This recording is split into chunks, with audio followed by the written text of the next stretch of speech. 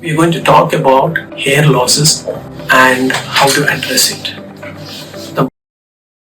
But in certain cases where it is advanced loss of hair, we need to resort to surgical treatment. And surgical treatments are of two types. Either we can do an FUT or an FUE. FUE is a more advanced method of treatment that is available, which will not lead to visible scars from where we harvest the graft. So the hair transplant itself is done under local anesthesia, and the harvest is done from the back of the head where we get the permanent hair, and it is put into the area where the hair has been lost. And within 3 to 6 months, we'll have hair growing in the recipient side, and they grow and behave exactly like the normal hair. During this period, we still need to continue the medical treatment. Thus, you would have a head full of hair.